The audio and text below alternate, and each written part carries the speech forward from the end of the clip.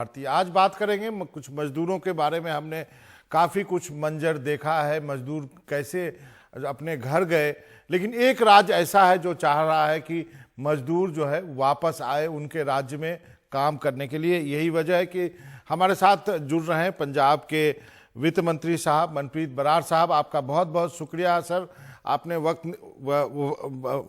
बादल साहब, माफ़ कीजिएगा मनप्रीत बादल साहब। और सबसे पहला सवाल, हमने देखा मजदूर किस तरह से चले गए, दर्दनाक तस्वीरें हमने देखी, क्या सीखा पंजाब ने इससे? मनोरंजन जी, सबसे पहले तो आपने मुझे अपने प्रोग्राम में मदऊ किया, इसके लिए मैं आपका शुक्रिया अदा करता हूं। और जहां तक आपके सवाल का जवाब है, तो मैं किसी सियासी शोखाबाजी से ये बात नहीं कह रहा कि पंजाब की धरती एक वाहिद धरती है।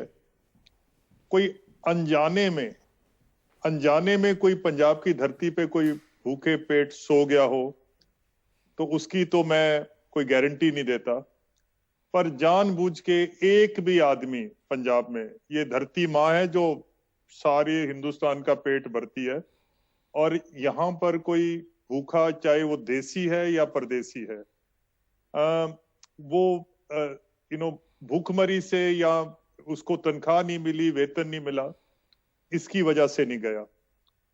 बहुत कम लोग होंगे हिंदुस्तान में जिनको ये पता होगा कि टोटल जो हमारे पोर्टल में जो माइग्रेंट जो जिन्होंने रजिस्टर किया अपने अपने प्रदेशों में जाने का, तकरीबन 10 लाख थे।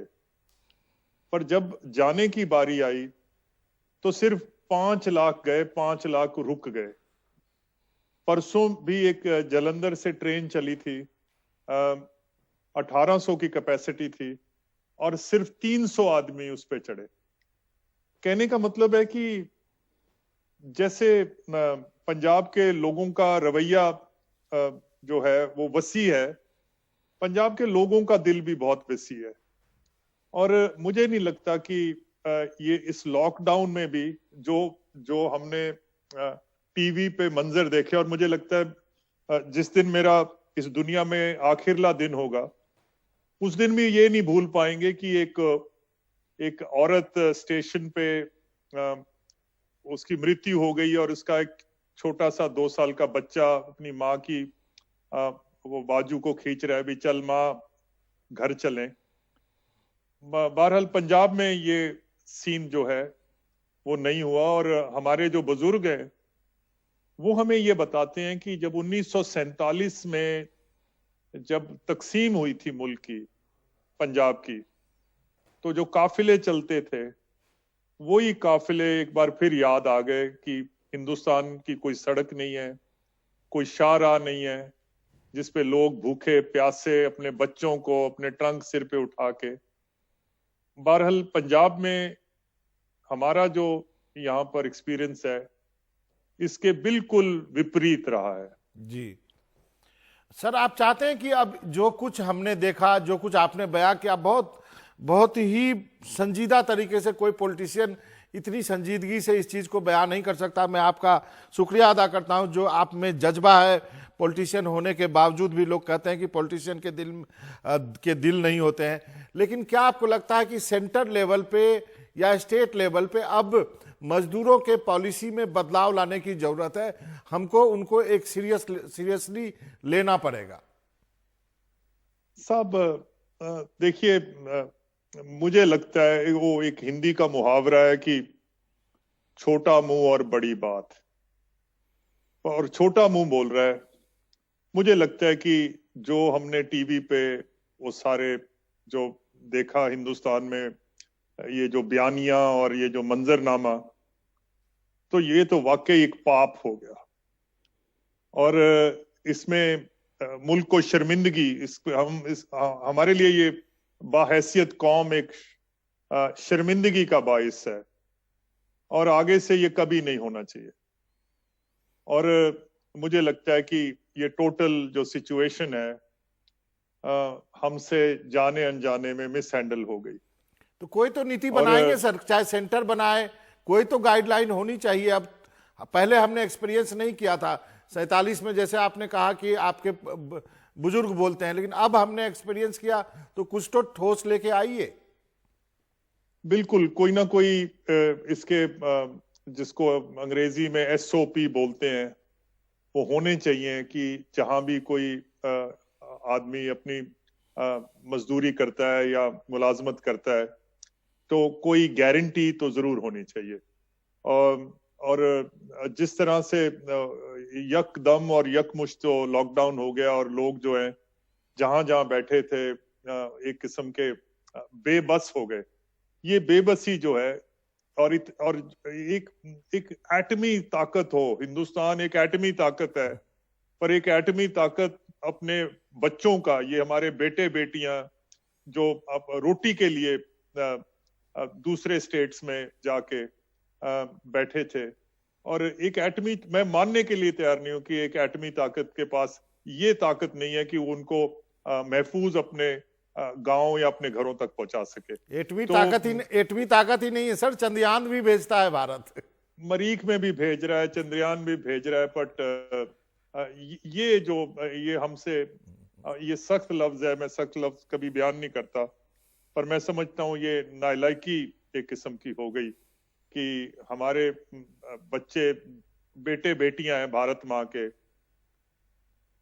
उनको दर बदर ठोकरें खानी पड़ी, भूखे प्यासे पेट उनको अपने गांव तक जाने के लिए जो मुश्किल आई, तो कुछ ना कुछ तो इसका गवर्नमेंट ऑफ इंडिया की तरफ से तो खास करके कुछ ना कुछ तरीकेकार तो नए बनाने पड़ेंगे।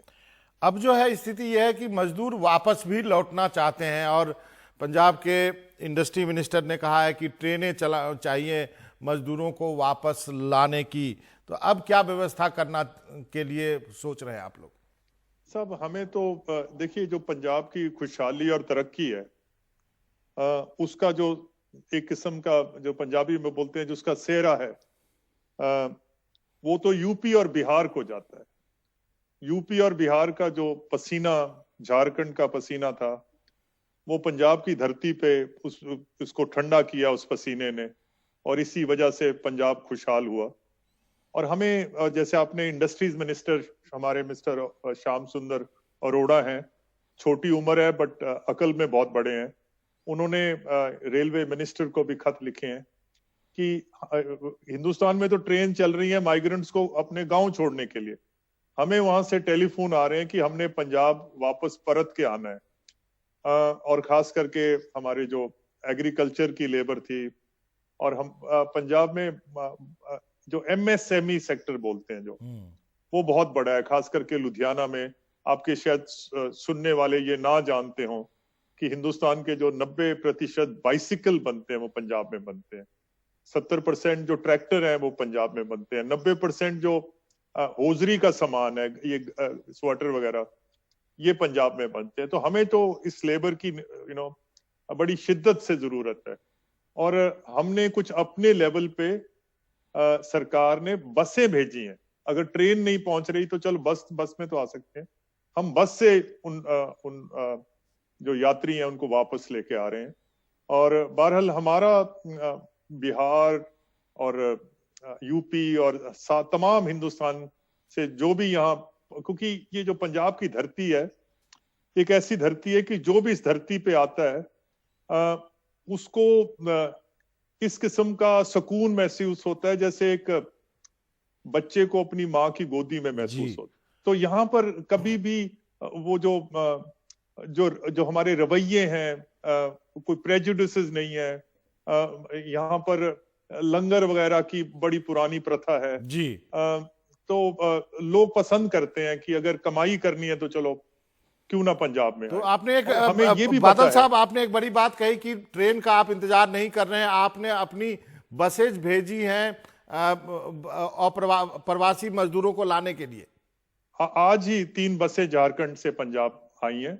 और मैं एक चीज आपको बताता चलूं, जो हमारे रवैये हैं उसमें थोड़ी बहुत रिफाइनमेंट इसलिए भी आ गई है कि जैसे यूपी और बिहार से लोग पंजाब आते हैं, पंजाब के लोग कनाडा जाते हैं, ऑस्ट्रेलिया जाते हैं, और उस धरती पे भी हम लोग जो हैं, और उस धरती को भी मेरा नमस्कार है कि वहां भी लोग हमें, हमारे बच्चों को पनाह देते हैं, हमारे बच्चों के साथ उनके रवैये बहुत अच्छे हैं। तो हमें ये महसूस, जो अंग्रेजों का जी जो प्यार है वो भी महसूस होता है, और जो हमारे भारत से मजदूर आते हैं हमें उनका दर्द भी महसूस होता है। जी बादल साहब, आपने वक्त निकाला, माफी चाहता हूं, आज वक्त इतना ही है। किसी दिन और अच्छे से थोड़े लंबे वक्त तक बात करेंगे। लेकिन आपने सही कहा, जो प्यार एक पंजाबी को कनाडा में या दुनिया के बाकी देशों में मिलता है, वही प्यार आप जो है प्रवासी मजदूर जब आपके यहाँ काम करने के लिए आते हैं तो आप उसको देते हैं। और दूसरी, आपने कहा कि 3 बसें जो है झारखंड से आज ही आई हैं। पंजाब जो है ट्रेन का इंतजार नहीं कर रहा है, बसें भेजकर मजदूरों को वापस बुला रहा है। आपका बहुत बहुत शुक्रिया, आपके इतने जो है काइंड वर्ड्स के लिए। धन्यवाद जी, धन्यवाद।